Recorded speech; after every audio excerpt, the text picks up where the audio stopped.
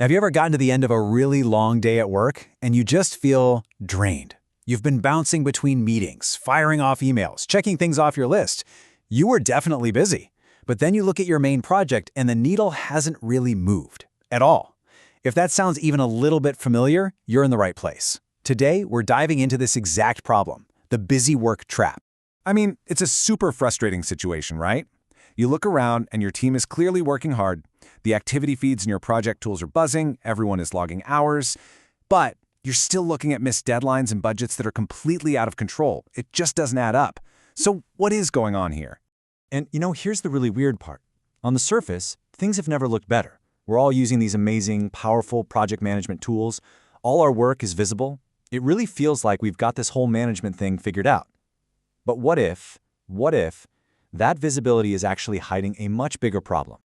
Okay, this slide right here, this gets to the absolute heart of the problem. We've kind of tricked ourselves into thinking that our job is to feed the project management tool.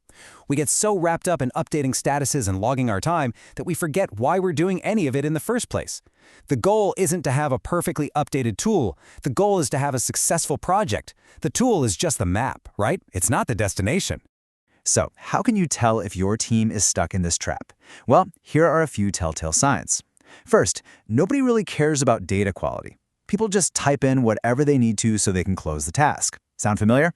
Second, you make this beautiful, detailed plan at the very beginning and then almost never look at it or adjust it again. Third, you look at metrics, sure, but they're just for a status report.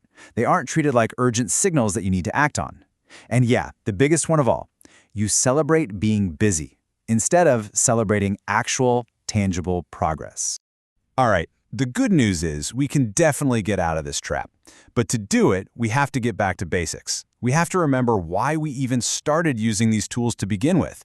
Because, let me tell you, their real purpose is way, way bigger than just being a fancy to-do list.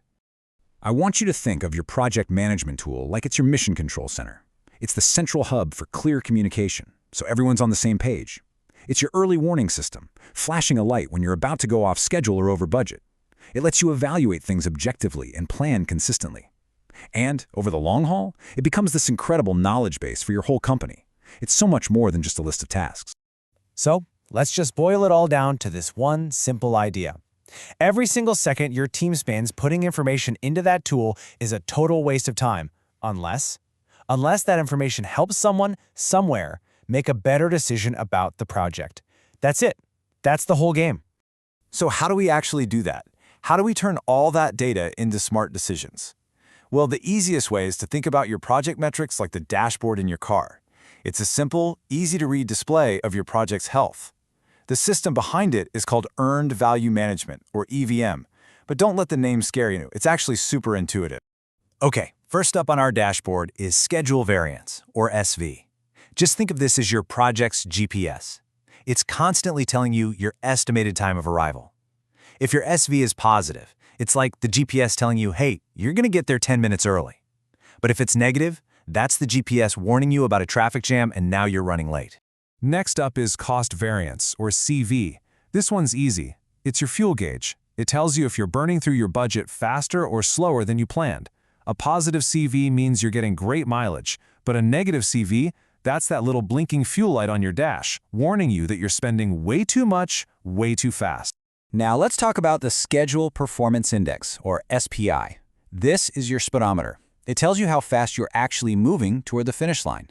If your SPI is 1, you're cruising right at the speed limit. If it's less than 1, you're stuck in the slow lane. And if it's over 1, hey, you're in the fast lane, making amazing time. And finally, we have the Cost Performance Index, or CPI. This is your project's fuel efficiency. It's miles per gallon. It tells you how much bang you're getting for your buck. For every dollar you spend, how much actual project value are you creating? A CPI under 1 means your project is a total gas guzzler. Now, this right here is maybe the most important mindset shift you can make. When a warning light comes on in your car, what do? Do you get mad at the light? Do you blame the dashboard? Of course not. You take action. You look for a gas station. You pull over. It's the exact same thing with your project. A negative number isn't a glitch in the system. It's a warning light. It's a signal that a person needs to step in and make a choice. Okay, so what does that action actually look like day to day? Let's quickly walk through what the ideal process looks like, the flow that takes you from just typing in data to actually being in control of your project. So it all starts with your team putting in their data every day. The system then automatically collects that and calculates your dashboard metrics.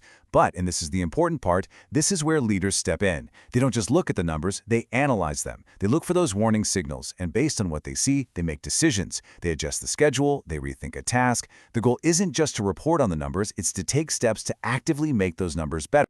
And that brings us to our last and probably most critical section, the mindset you need to make all of this work. And just to be clear, this isn't just for official managers. This is a playbook for anyone who wants to take real ownership and drive their projects to success.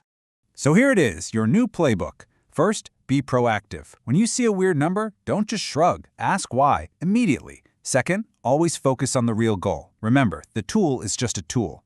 Third, be ruthless with your priorities. A negative signal is a 5-alarm fire. You deal with it now.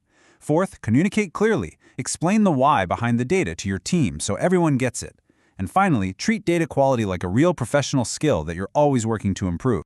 You know, when you boil it all down, this is the fundamental shift we all need to make. We have to stop thinking of ourselves as people who just enter data and start seeing ourselves as people who use data to make smart decisions. That is the only real way to escape the busy work trap for good. So, I'll just leave you with this one final question. Don't worry about fixing everything all at once. Just think about tomorrow. What's one piece of data you already have that you can use to make just one single, slightly better decision? Because that, right there, is how real progress starts. Thanks for listening.